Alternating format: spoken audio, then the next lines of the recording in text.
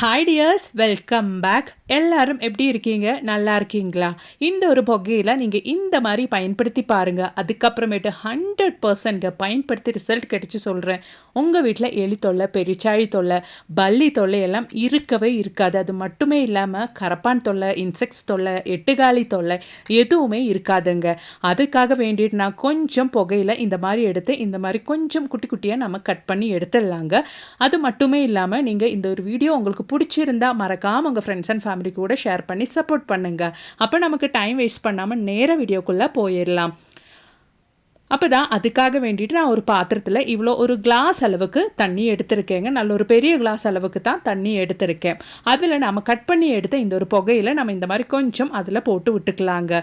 இந்த ஒரு தண்ணியோட ஸ்மெல்லு மட்டுமே போதும். நீங்கள் கிச்சன் க்ளீன் பண்ணும்போதெல்லாம் யூஸ் பண்ணிட்டீங்கன்னா உங்களுக்கு உங்கள் கிச்சன் பக்கமே எலி, பல்லி, கரப்பான் எதுவுமே வராதுங்க. அது மட்டுமே இல்லாமல் இந்த ஒரு தண்ணியோட ஸ்மெல்லுக்கு நம்ம வீட்டில் கொசு தொல்லை எல்லாம் இருக்கிறதுக்கே சான்ஸ் இல்லைங்க. அந்த அளவுக்கு நமக்கு ரிசல்ட் கிடைக்கும். இந்த ஒரு புகையில் நான் ஒரு 4 பீஸ் அளவுக்கு நான் கட் பண்ண 4 பீஸ் அளவுக்கு நான் தண்ணியில் போட்டேன்.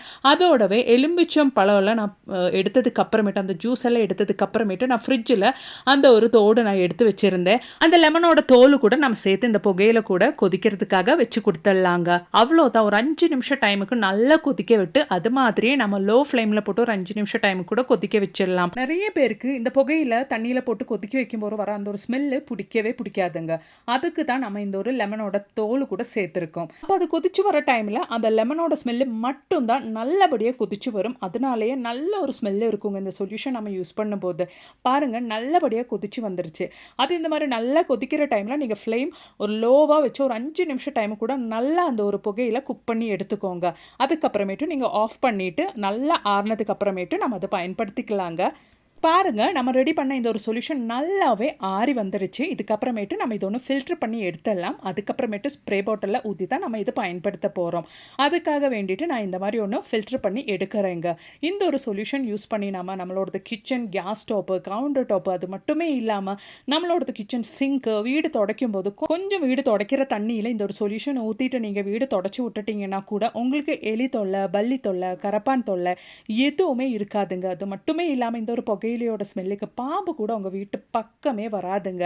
கண்டிப்பாக ட்ரை பண்ணுங்கள். பாருங்கள், அவ்வளோதான் நம்மளோட சொல்யூஷன். நான் ஒரு ஸ்ப்ரே பாட்டில், அதாவது நான் இங்கே ஒரு ஹேண்ட் வாஷ் பாட்டில் தாங்க யூஸ் பண்ணியிருக்கேன். அதுக்காக வேண்டிட்டு நம்ம ஸ்ப்ரே பாட்டிலே பயன்படுத்தணும்னு அவசியம் இல்லை. எங்கிட்ட ஹேண்ட் வாஷ் தீர்ந்தப்போ நான் அந்த ஒரு பாட்டில் இந்த மாதிரி பர்பஸுக்காக யூஸ் பண்ணிடுறேங்க. இந்த ஒரு சொல்யூஷன் நமக்கு வார கணக்கில் வச்சு யூஸ் பண்ணிக்கலாங்க. இந்த மாதிரி நம்ம வீட்டில் கவுண்டர் டாப்பு, கேஸ் ஸ்டோப்பு எல்லாம் நைட்டு நம்ம வேலையெல்லாம் முடிச்சதுக்கு அப்புறமேட்டு இந்த ஒரு சொல்யூஷன் யூஸ் பண்ணி நம்ம இந்த மாதிரி க்ளீன் பண்ணி விட்டுட்டோம்னா 100% பல்லி தொல்லை, கரப்பான் தொல்லை, எலி தொல்லை, பெருச்சாழி தொல்லை எதுவுமே உங்களுக்கு இருக்காதுங்க. கண்டிப்பாக ட்ரை பண்ணுங்க.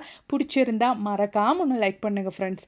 அது மட்டுமே இல்லாமல் நைட்டு நம்ம வேலையெல்லாம் முடிச்சதுக்கு அப்புறமேட்டு நம்ம கிச்சன் சிங்க்லையும் இந்த ஒரு சொல்யூஷன் நம்ம இந்த மாதிரி பயன்படுத்திட்டோம்னா அந்த கிச்சன் சிங்க் பைப்பு வழி நமக்கு தெரியாமல் வர பிராணிக தொல்லை எல்லாம் நமக்கு இருக்காதுங்க.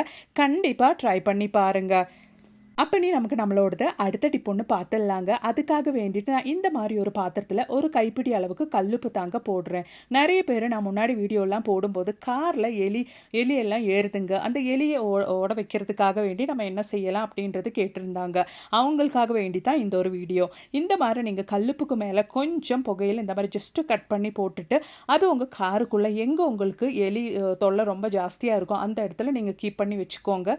அதுக்கப்புறமேட்டு அந்த ஒரு புகையிலையோட ஸ்மெல்லுக்கு எலிங்க வரவே வராதுங்க. பாட்டிங்க எல்லாம் சொல்கிற ஒரு அருமையான ஒரு டிப்பு தான் இது.